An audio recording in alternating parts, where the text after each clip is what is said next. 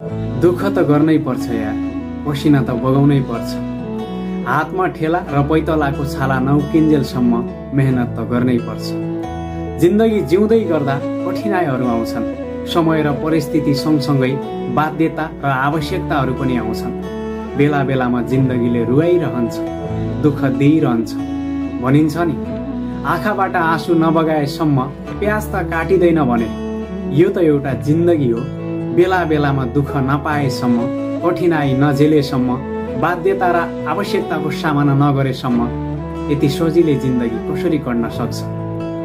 भोलि सफलता पाउनु छ भने त्यो सफलताका लागि आज परित्याग त गर्नै पर्छ।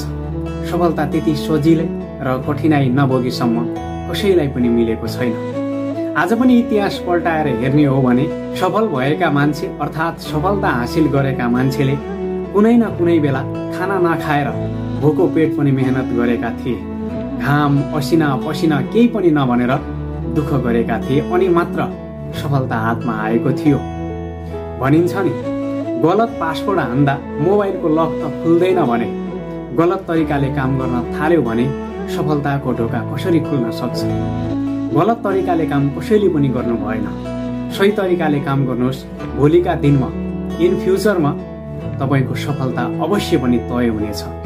गन्तव्य तपाईको हो, तय गर्ने तपाईले हो, सफलता तपाईको हो। बीचमा आउने बाधा अडचन र कठिनाइलाई कसरी सामना गर्नुहुन्छ त्यो तपाईको तकदिरमा लेखिएको छ अनि तपाईको हात बजाएर मात्रै अगाडि बढ्ने हो। यस्तै मोटिभेसन भिडियोको लागि मलाई फलो गर्न नबिर्सिनु होला र डिमोटिभेट भएका साथीहरूलाई मोटिभेट गर्नका लागि मैले युट्युब च्यानल पनि खोलेको छु। बेला बेलामा भन्दै आएको छु, जी स्क्वायर इन्स्पायर प्रोफाइलको पनि भिडियो लिङ्क पनि राखिदिएको छु।